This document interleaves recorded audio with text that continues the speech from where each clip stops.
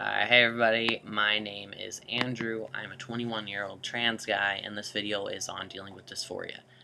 Now, obviously there's no magic cure, but I want to kind of relate it to something, and for me, dysphoria is kind of like learning to work out, starting a new workout, or starting a diet. And so when you first do those kinds of things, you're kind of comparing yourself to somebody the entire time. You have those people that you idolize, and you're looking at them, and you're wondering why you're not where they're at, or why you don't look like they do, or it seems like something that's so far away, right?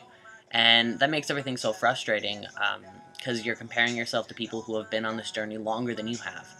The first few months suck because you're trying so hard, and you haven't made that dramatic change you wanted, and that you think inspired you originally, but then suddenly you're kind of in a different place, right? Your progress is still basically the same, but you're not trying to look like anyone else. You're doing what you have to do because your body deserves it.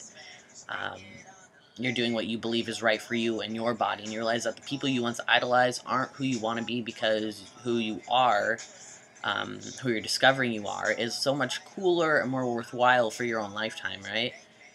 So I think dysphoria is definitely like that. It's easy to feel like we haven't come very far at all. It's easy to feel stagnant, and it's not like those feelings just end. They just kind of change. Dysphoria for me at this point in my transition is more of a challenge to love myself more and to take into account how far I've come. To me, it's a sign of strength and a reminder that I can and I will conquer everything.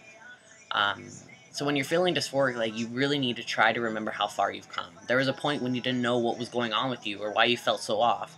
There was a point when no one knew your real name, and there was a point when you didn't even know where you wanted to be in this world. I remember prior to figuring out what being transgender meant, I couldn't imagine myself past the age of 18. I had no idea, like, what I was going to do with myself, who I was going to be.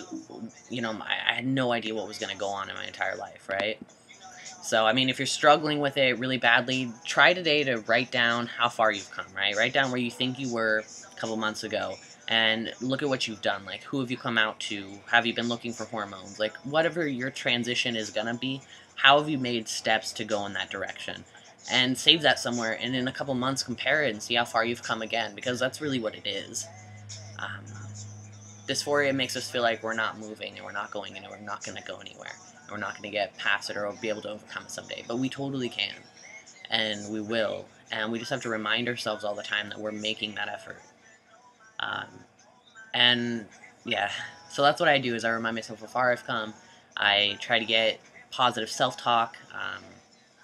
I just really try to, yeah, I hope that makes sense. I've never heard anyone talk about it that way, but I really hope that that makes sense and that clicks with somebody. And yeah, I wish I had something amazing to say that would immediately erase, but I mean, that doesn't, yeah. Okay. I love you guys. Have a good day, have a good night. Message me if you need anything.